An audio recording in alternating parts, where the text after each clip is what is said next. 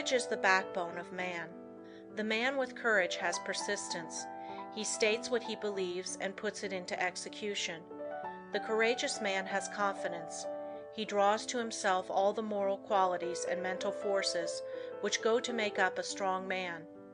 Whereas the man without courage draws to himself all the qualities of a weak man: vacillation, doubt, hesitancy, and unsteadiness of purpose. You can therefore see the value of concentration on courage. It is a most vital element of success. The lack of courage creates financial as well as mental and moral difficulties.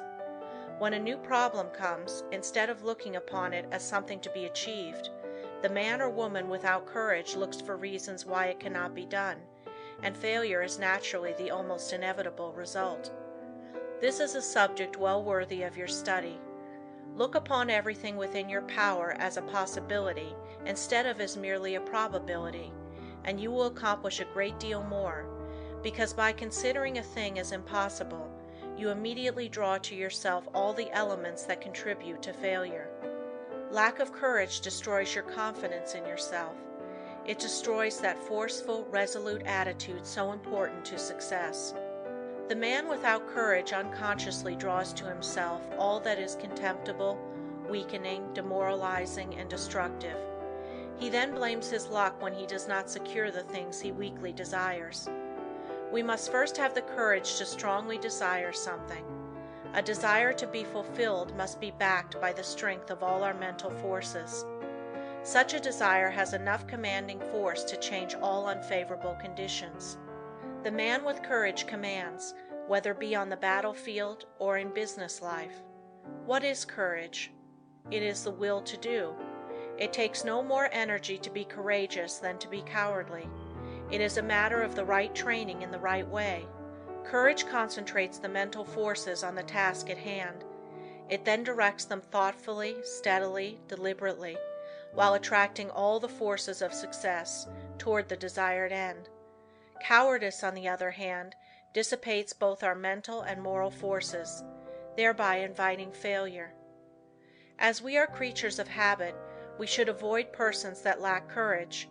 They are easy to discover because of their habits of fear in attacking new problems. The man with courage is never afraid. Start out today with the idea that there is no reason why you should not be courageous. If any fear thoughts come to you, cast them off as you would the deadly viper. Form the habit of never thinking of anything unfavorable to yourself or anyone else. In dealing with difficulties, new or old, hold ever the thought, I am courageous. Whenever a doubt crosses the threshold of your mind, banish it. Remember, you as a master of your mind control its every thought, and here is a good one to often affirm. I have courage because I desire it, because I need it, because I use it, and because I refuse to become such a weakling as a cowardice produces. There is no justification for the loss of courage. The evils by which you will almost certainly be overwhelmed without it are far greater than those which courage will help you to meet and overcome.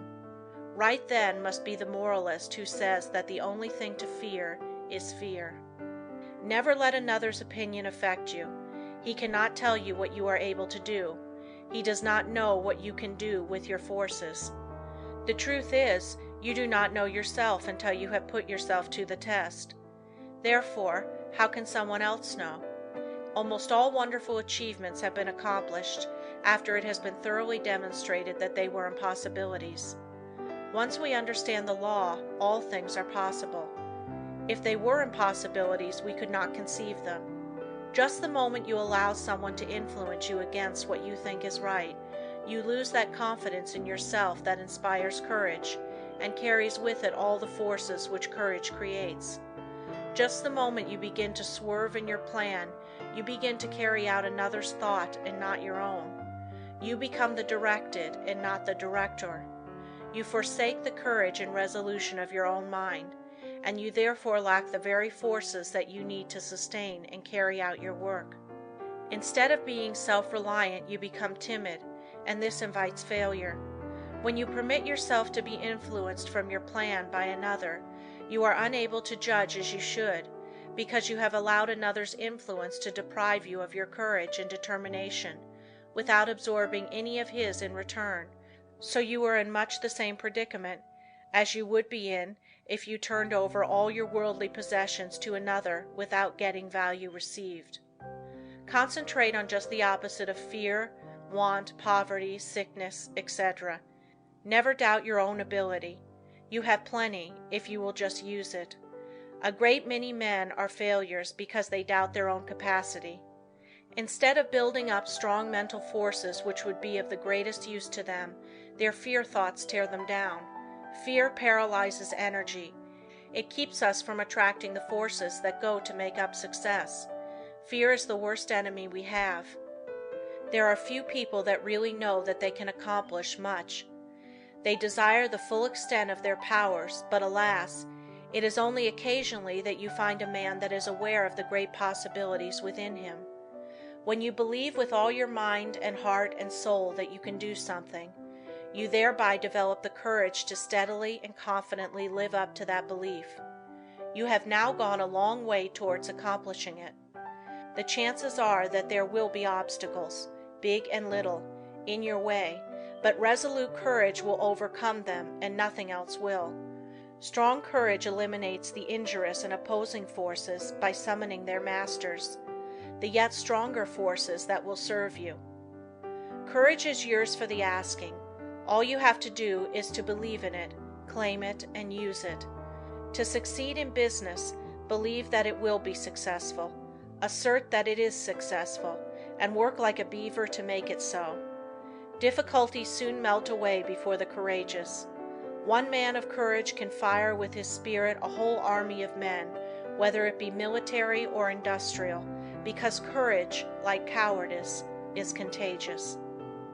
The man of courage overcomes the trials and temptations of life. He commands success. He renders sound judgment. He develops personal influence and a forceful character, and often becomes the mentor of the community which he serves. How to overcome depression and melancholia. Both of the former are harmful and make you unhappy. These are states that can be quickly overcome through concentrating more closely on the higher self, for when you do, you cut off the connection with the harmful force currents. You can also drive away moods by simply choosing and fully concentrating on an agreeable subject. Through willpower and thought control, we can accomplish anything we want to do. There is wonderful inherent power within us all, and there is never any sufficient cause for fear except ignorance. Every evil is but the product of ignorance, and every one that possesses the power to think has the power to overcome ignorance and evil.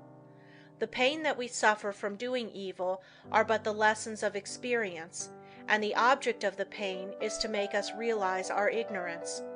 When we become depressed, it is evidence that our thought faculties are combining improperly, and thereby attracting the wrong force currents.